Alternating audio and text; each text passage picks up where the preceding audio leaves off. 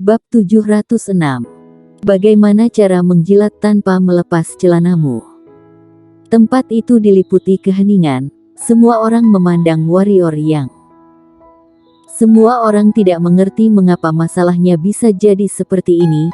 Itu adalah pukulan penuh dari seorang master alam kaisar, dan Ye yang di depannya malah menangkapnya dan tidak mengelak. Dan dilihat dari ekspresinya, sepertinya malah lumayan senang. Apakah dia master setengah suci? Pada saat ini, sebuah pemikiran yang tidak masuk akal muncul di benak semua orang. 4 orang setengah suci itu menatap warrior yang seolah ingin melihat melaluinya. Tidak mungkin, sama sekali tidak mungkin. Pada saat ini, Conor Bay tiba-tiba berteriak dengan panik, dan kemudian pedang panjang di tangannya mengayun dengan kencang lagi, dan energi pedang yang lebih tajam dan lebih cepat dari sebelumnya melesat, langsung tiba di depan warrior yang. Warrior yang tidak menghindar, membiarkan energi pedang menghantamnya. Di mata semua orang, ketika energi pedang itu menyentuh tubuh warrior yang, langsung menghilang. Bagaimana bisa? Mata semua orang terbuka lebar, dipenuhi dengan ekspresi tak percaya, dan Conor Bay tampak seperti telah melihat hantu, seluruh tubuhnya mulai gemetar. Tetua Agung, Tetua Keempat, dan Blaise Tong saling pandang, semuanya mengangguk tak terdeteksi. Kedua mata Tetua Keempat dan Blaise Tong berkilat dengan kecemburuan, karena kali ini Tetua Agung kembali mendapatkan 2 batu kristal api secara cuma-cuma. 4 buah batu kristal api 1000 tahun didapatkan dengan begitu mudah. Jika dikatakan mereka tidak iri atau cemburu, maka itu hanya bohong belaka. Dan Joas Qian. 10 buah batu kristal api 1000 tahun, karena satu taruhan, semuanya kalah, kerugian ini tidaklah biasa. Tetua Agung tetaplah Tetua Agung. Joas Qian menarik napas dalam-dalam dan berkata, Ye Yang, bagus sekali kamu, tidak disangka aku pun tertipu. Jiwa pedang tingkat ke-11, jiwa pedang tingkat ke-11, bagus, tidak disangka ada orang di tanah suci ini yang masih bisa mencapai jiwa pedang tingkat ke-11, bagus sekali. Jiwa pedang tingkat ke-11. Semua orang terkejut. Segera semua orang mulai mengerti. Hanya ada 2 kemungkinan, Ye yang bisa menerima energi pedang Conor Bay tanpa cedera sedikit pun. Kemungkinan pertama adalah kekuatan Ye yang jauh lebih unggul dari Conor Bay. Kemungkinan pertama ini jelas mustahil, karena saat ini Ye yang benar-benar hanya alam bangsawan. Kemungkinan kedua adalah jiwa pedang Ye yang lebih tinggi dari Conor Bay. Jelas, Ye yang adalah kemungkinan kedua ini. Karena setelah jiwa pedang tingkat ke-10, pihak yang lemah jiwa pedangnya sama sekali tidak dapat melukai pihak yang lebih kuat. Jiwa pedang tingkat langit. Kejutan di hati semua orang tak tergantikan. Orang sakit-sakitan yang selama ini mereka tertawakan dan remehkan itu ternyata adalah seorang kultivator pedang, bahkan merupakan seorang kultivator pedang yang telah memahami jiwa pedang tingkat langit. Memikirkan taruhan sebelumnya, ekspresi semua orang langsung menjadi penuh semangat. Kemudian Raisa Qian ambruk ke tanah, wajahnya diselimuti ekspresi tak percaya. Jiwa pedang tingkat ke-11, ini sudah termasuk eksistensi 10 besar di peringkat suci kelompok suci. Dan yang konyol adalah bahwa sebelumnya dia bahkan menertawakan pihak lain yang lemah, ternyata dirinya lah yang lemah. Ada banyak master alam kaisar di dunia ini, namun sangat sedikit yang memahami jiwa pedang tingkat langit di dunia ini. Di hadapan bakat tak manusiawi seperti itu, alam kaisar benar-benar tidak memiliki kelebihan sama sekali. Orang yang paling tenang di lapangan adalah Remy. Karena warrior yang telah mengungkapkan sedikit kekuatan padanya sebelumnya. Namun, seperti orang lain, hatinya juga bergemuruh.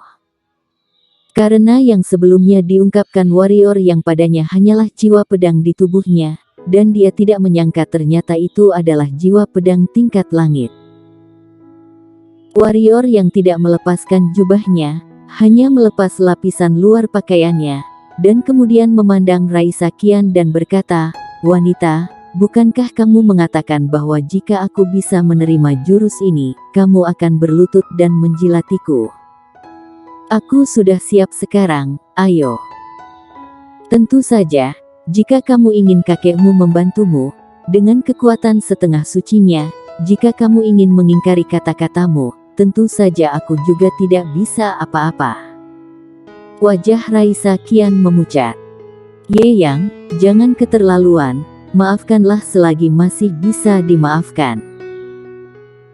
Pada saat ini, seorang pendekar hitam klan api suci tiba-tiba berdiri, tetapi sebelum dia selesai berbicara, warrior yang menunjuk ke arahnya dan berkata, "Aku ingat kamu, sebelumnya kamu mengatakan bahwa jika aku bisa menerima jurus pedang Conor Bai, kamu akan berlutut dan bersujud 100 kali padaku. Ayo, sekarang aku juga sudah siap." Dengan itu, dia melihat ke sekelompok orang di sebelah kanan dan berkata, "Dan kalian juga, sekaranglah waktunya bagi kalian untuk memenuhi janji, berlutut semua." Air muka semua orang terlihat jelek. Salah satu dari mereka berkata, "Ye Yang, apakah kamu tidak bisa memberi sedikit kelonggaran? Siapa namamu?" Warrior yang tiba-tiba bertanya. Pria itu terkejut, lalu berkata, "Aku Ethan Ao dari klan api suci. Aku akui, sebelumnya kami terlalu meremehkan kamu. Jangan bicara omong kosong denganku." Warrior yang tiba-tiba memotongnya, dan berkata, "Kamu benar, tidak boleh tidak memberikan kelonggaran sama sekali, karena itu, maka aku akan berubah pikiran. Aku tidak mau mereka bersujud lagi, tapi, kamu harus bersujud menggantikan mereka. Ada berapa banyak orang di sini, masing-masing 100 kali, kamu hitung saja sendiri." "Kamu." Ethan Ao sangat marah dan berkata, "Ye Yang, kamu keterlaluan."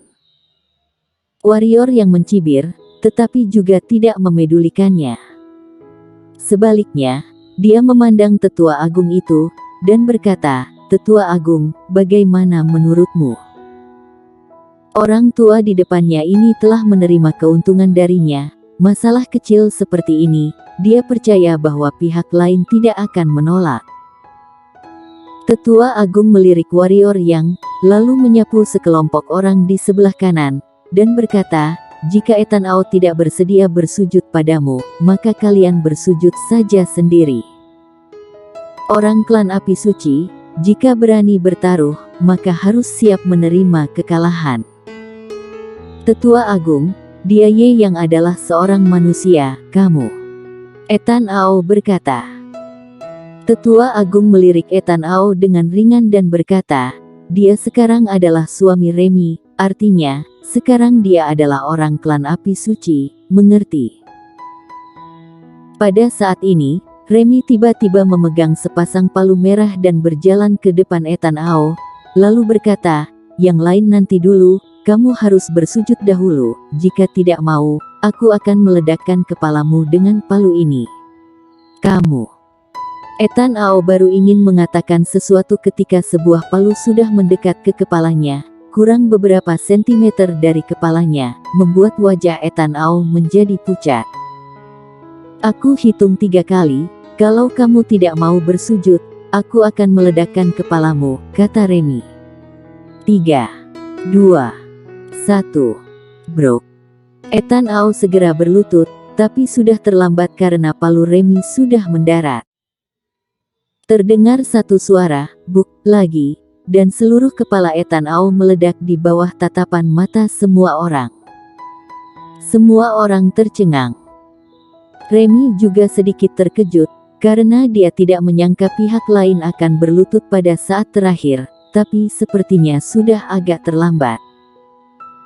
Dia menarik kembali palunya, berjalan ke samping warrior yang, dan kemudian berbisik dengan suara rendah, dia terlalu lambat, dia yang tidak bisa menahan palu ini, dia. Pokoknya, itu tidak ada hubungannya denganku. Warrior Yang. Ye Yang, apakah kamu benar-benar ingin menyinggung seluruh klan api suci? Pada saat ini, Raisa kian berkata tiba-tiba. Warrior yang dengan dingin melirik sekelompok orang di sebelah kanan, dan kemudian berkata, sejujurnya, kalian ini, aku benar-benar memandang rendah kalian, benar-benar sangat memandang rendah. Tidak masalah punya kemampuan kecil, karena asalkan mau berusaha keras, pada akhirnya akan menjadi kuat. Tapi sebagai seorang pria, tidak bisa menepati ucapan sendiri, maka itu benar-benar memalukan. Adapun bersujud atau semacamnya, kalian tidak perlu melakukannya, karena membiarkan sampah seperti kalian bersujud padaku, aku takut umurku akan berkurang. Berbicara sampai di sini, warrior yang berhenti dan berkata, aku tahu, sekarang kalian pasti sangat membenci aku, tidak sabar untuk langsung mengeroyok aku. Aku juga tahu bahwa selama aku masih di klan api suci, kamu pasti akan menemukan berbagai peluang untuk membalasku. Sampai di sini, warrior yang tiba-tiba melirik semua orang lagi, dan berkata, tapi, aku kasih tahu kalian, aku tidak takut, tidak sama sekali, karena orang-orang seperti kalian, jangankan hanya beberapa ratus, bahkan jika datang beberapa ratus lagi pun tidak akan cukup untuk aku bunuh. Arogan. Sangat arogan. Raut muka sekelompok orang di sebelah kanan sangat jelek hingga ekstrim, dan beberapa orang bahkan memelototi warrior yang, seolah-olah mereka akan maju untuk melawan warrior yang. Tetapi ketika mereka melihat Remy di sebelah warrior yang, mereka yang ingin bertindak hanya bisa diredam. Di klan api suci, kekuatan harimau betina ini termasuk dalam 3 besar. Tak berdaya, semua orang hanya bisa menatap warrior yang dengan ganas, membiarkan warrior yang angkuh. Warrior yang juga tidak tertarik untuk terlibat dengan orang-orang itu, tetapi berbalik untuk melihat Raisa Kian, dan berkata, urusan orang-orang itu, aku malas berurusan dengan mereka. Tetapi kamu tidak memiliki keberuntungan seperti itu, sini, aku sekarang sudah siap, berlutut dan jilati aku. Raisa kian tidak bergerak, tapi menatap warrior yang dengan keji. Ye Yang, kamu sudah menang, apakah perlu melakukan ini? Pada saat ini, Joas kian tiba-tiba berkata, maafkanlah selagi masih bisa dimaafkan, jika tidak, Haha. Warrior yang tertawa kecil dan berkata, tetua kedua, aku tidak mengerti prinsip besar, aku hanya tahu, berani bertaruh berani terima kekalahan. Cucumu kalah, dia harus memenuhi janjinya. Tentu saja, tetua kedua, kamu adalah setengah suci, jika kamu mengambil paksa cucumu, aku juga tidak bisa berbuat apa-apa, siapa suruh kamu adalah setengah suci. Jika itu orang lain, dia mungkin tidak akan terlalu mempermasalahkannya. Tetapi terhadap wanita ini, akan sangat bodoh jika dia tidak mempermasalahkannya. Karena pihak lain 100% akan menyakitinya, jika itu masalahnya, lalu mengapa membiarkannya pergi? Jika tidak bisa membunuhmu, bisa menghinamu juga boleh, terutama masih ada tetua agung yang berdiri di sini sekarang. Anak muda, kamu terlalu arogan, tidak akan berumur panjang. Joas kian berkata dengan sungguh-sungguh. Sebelumnya, aku sangat rendah hati, tetapi kalian masih tetap menggangguku. Warrior yang berkata, jika begitu, untuk apa aku berpura-pura bego lagi? Tetua kedua, dan wanita yang bernama Rai apa itu, hanya satu kata, kamu mau berlutut untuk menjilatiku atau tidak? Joas kian masih ingin berbicara, tetapi Raisa kian tiba-tiba berkata, aku jilat. Sambil berbicara, Dia berjalan ke depan warrior yang di bawah tatapan mata semua orang, dan kemudian mengulurkan tangannya untuk melepaskan sabuk warrior yang, tepat pada saat dia menundukkan kepalanya, seberkas cahaya dingin melintas dari kedalaman matanya. Warrior yang mundur 2 langkah tiba-tiba, dan berkata dengan marah, "Apa yang kamu lakukan?" "Menjilatmu." Raisa kian memelototi warrior yang berkata, "Jika kamu mau menjilat, untuk apa melepas celanaku?" "Bagaimana cara menjilat tanpa melepas celanamu?" kata Raisa kian dengan marah. Warrior yang melihat ke celananya, dan kemudian ke Raisa kian. Dia tiba-tiba menjadi marah dan menunjuk ke Raisa kian sambil berkata dengan marah, "Dasar kamu cabul, kamu wanita yang tidak tahu malu. Aku hanya meminta kamu menjilat sepatuku, kamu malah ingin menjilati bagian itu. Kamu, memangnya kamu layak?" Semua orang bersambung.